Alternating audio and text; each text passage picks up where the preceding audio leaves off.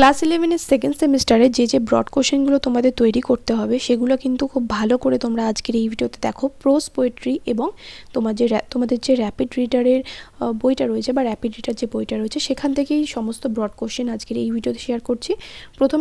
প্রথমে আসবো প্রোজে, তারপরে আসবো পোয়েট্রিতে এবং তারপরে আসবো র্যাপিড রিডারে।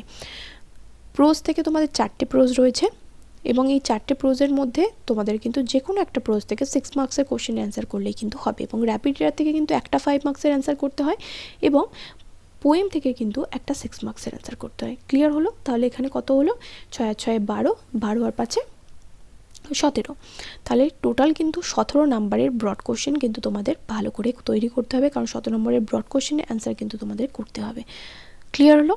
এরপর আমি তোমাদের দেখিয়ে দিচ্ছি পরপর কোন কোন ব্রড কোশ্চেনগুলো তোমরা পড়বে।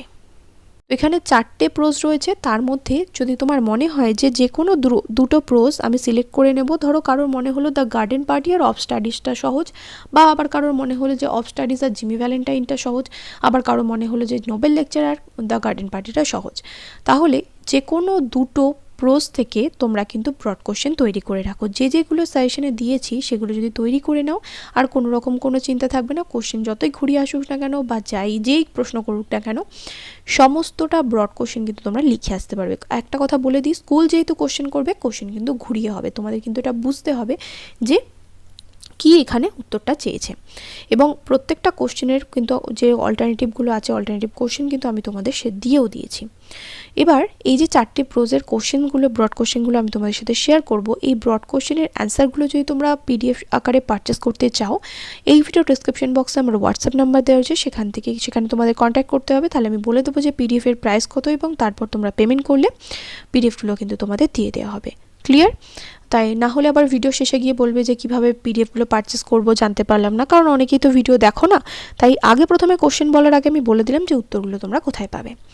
তো দ্য গার্ডেন পার্টি থেকে যারা কোশ্চেন্স করবে বলে ভাবছো যে কোন কোন কোশ্চেন করবে, বা তোমাদের যদি মনে হয় যে আমার কাছ থেকে তোমরা নোটস পারচেস করবে না, সেটাও তোমরা নাও করতে পারো। অন্য কোনো সহায়িকা বা অন্য কোনো টিচারের তোমরা সাহায্য নিয়ে এই কোশ্চেন্সগুলো কিন্তু অবশ্যই করে তৈরি করো।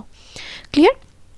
দ্য গার্ডেন পার্টি থেকে যদি তোমাদের ভেবে থাকো যে গার্ডেন পার্টি তৈরি করবে, তাহলে দ্য গার্ডেন পার্টির থেকে প্রথম যে ব্রড কোশ্চেন পড়তে হবে সেটা হচ্ছে discuss the various themes as এক্সিবিটেড in the garden party. Garden পার্টিতে যে সমস্ত থিমসগুলোর কথা বলা হয়েছে সেগুলো কিন্তু এখানে তুলে ধরতে হবে।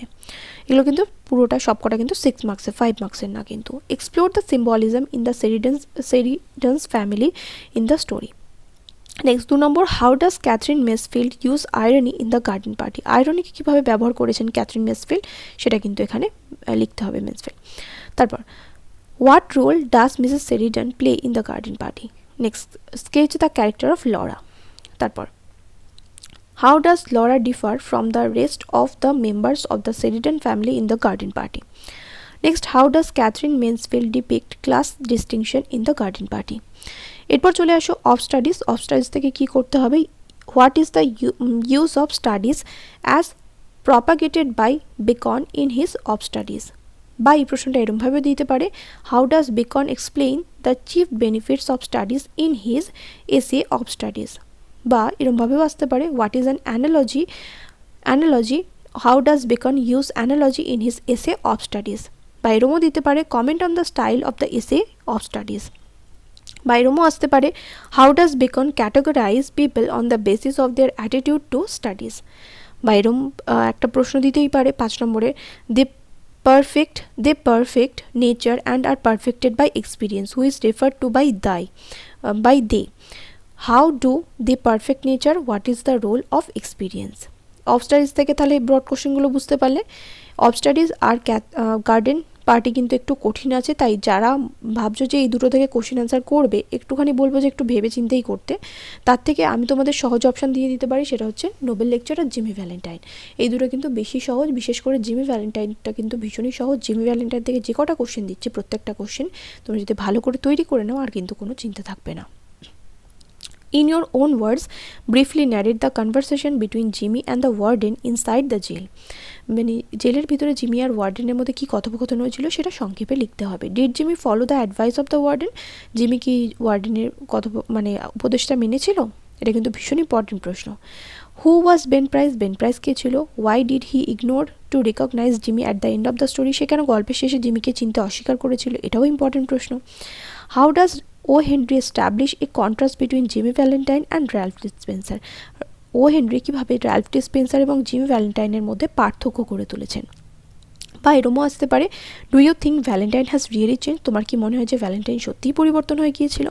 বা এরমভাবে দিতে পারে, how would you prove that Jimmy has really change, তুমি কিভাবে প্রমাণ করবে যে জিমি সত্যিই বদলে গিয়েছিল? বা এরমও দিতে পারে, what evidence of Jimmy's change found in the story Jimmy Valentine, বা জিমির পরিবর্তন কিভাবে জিমি ভ্যালেন্টাইন গল্পে জিমির পরিবর্তনের প্রমাণ জিমি ভ্যালেন্টাইন গল্পে কিভাবে খুঁজে পাওয়া যায়? বা এরমও দিতে পারে, Mr Ralph Spencer the phoenix that arose from Jimmy Valentine's ashes, why does the author compare Jimmy Valentine to phoenix, Jimmy ভ্যালেন্টাইনকে ফিনিক্সের সাথে কেন তুলনা করেছে? পরের প্রশ্ন, that's dandy Jim Valentine's autograph, who made this comment, কেই মন্তব্যটা করেছিল? হোয়াট ওয়াজ দ্য অকেশন, কেন করেছিল বা কখন করেছিল? What does the speaker mean to convey through this remark, বক্তা এই মন্তব্যের মাধ্যমে কি তুলে ধরতে চেয়েছেন? বা এরমও আসতে পারে প্রশ্নটা, what did Jimmy write to his friend in Saint Louis, জিমি তার বন্ধুকে সেন্ট লুইসে কী লিখেছিল? Why did he write so, কেন সে এরকমটা লিখেছিল? বা এরমভাবে আসতে পারে, what did Jimmy write to in his letter to his old friend, what made him write the letter, কোন জিনিসটা তাকে বাধ্য করেছিল চিঠিটা লেখার জন্য? তার বন্ধুকে চিঠিটা সে কী লিখেছিল এবং কেন সে লিখেছিল? Who was Miss Annabel Adams, Miss Annabel Adams কে ছিল? How did Jimmy come to know about the lady, Jimmy এই মহিলাটির সম্বন্ধে কীভাবে জানতে পারে? What impression did Miss Adams have on Jimmy, Miss Annabel অ্যাডামসের কী প্রভাব জিমির উপর পড়েছিল?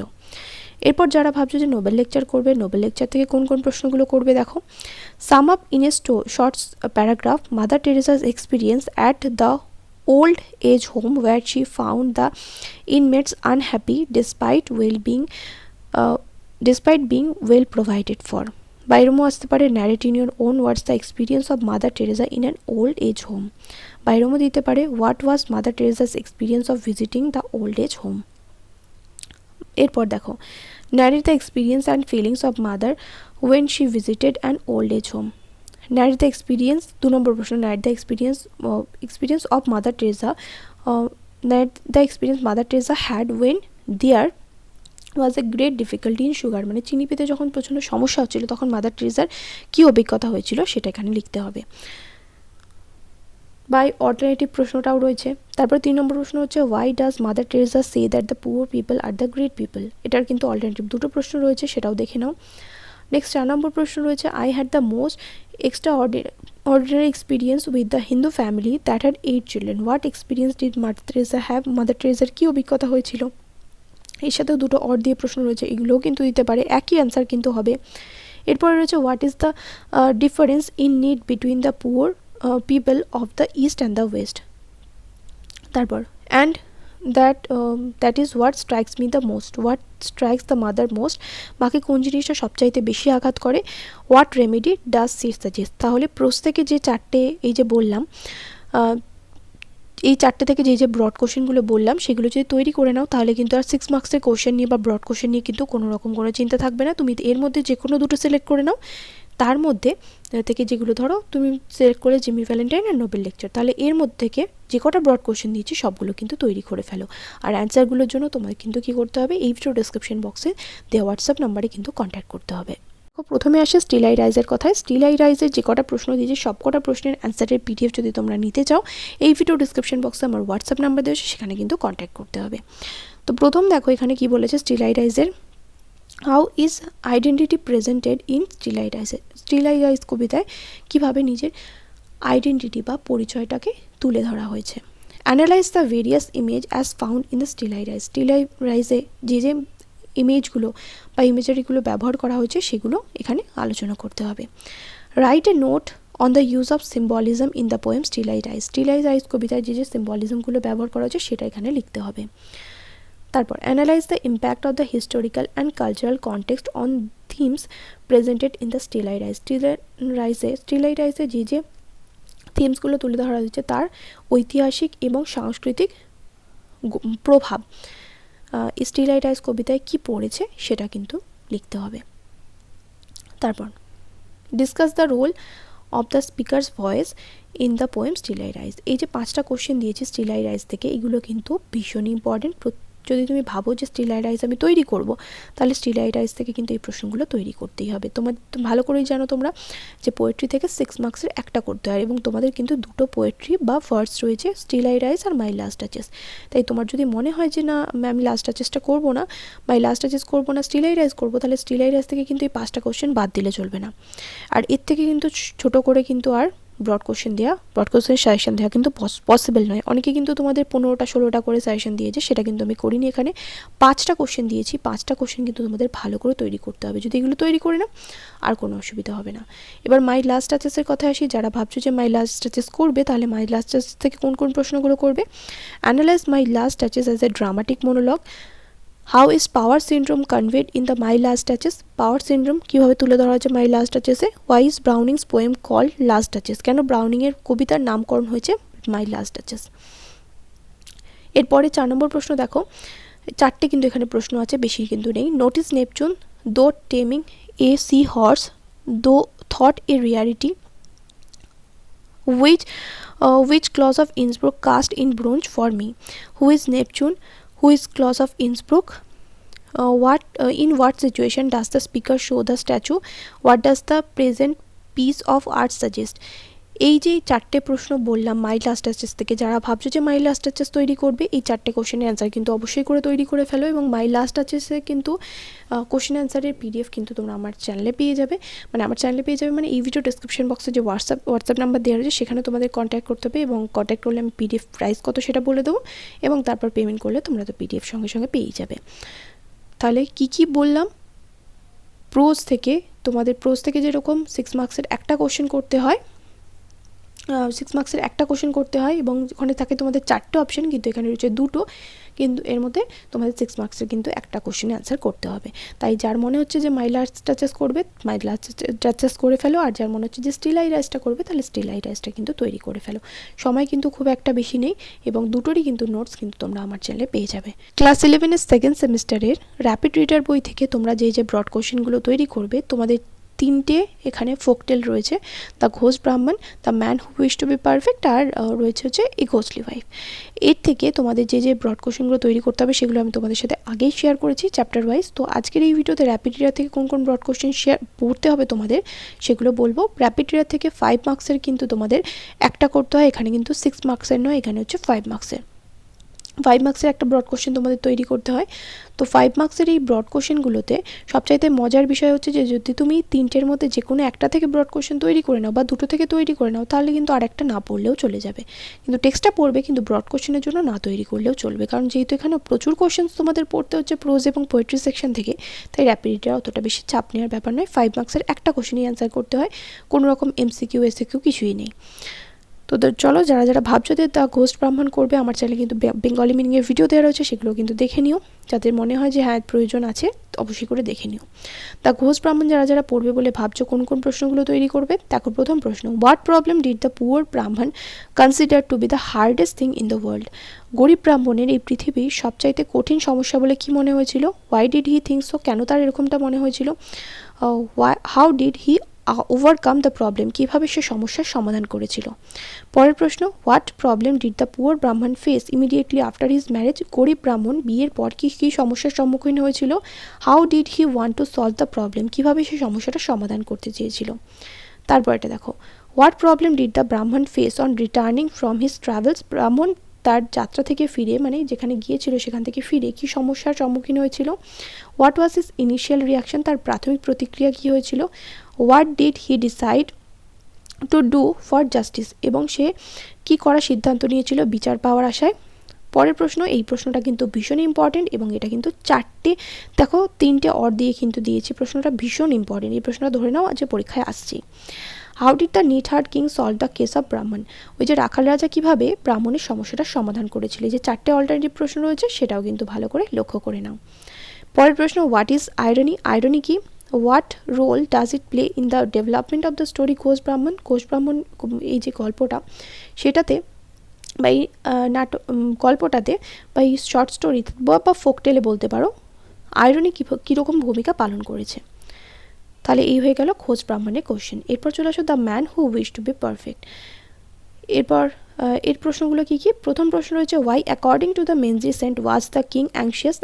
মেন্ডিসেন্টের মতে অর্থাৎ ভিক্ষুকের মতে রাজা কেন উদ্বিগ্ন ছিল? What was the mendicant proposal. ভিক্ষুকের প্রস্তাব কী ছিল?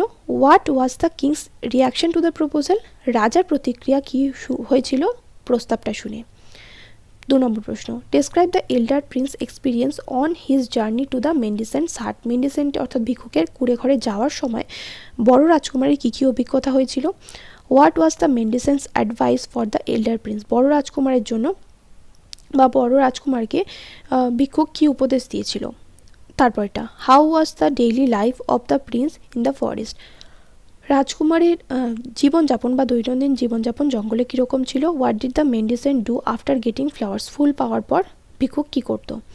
When did the mendicant return to his cell. কখন ওই ভিক্ষুক তার কুটিরে আবার ফিরে আসতো।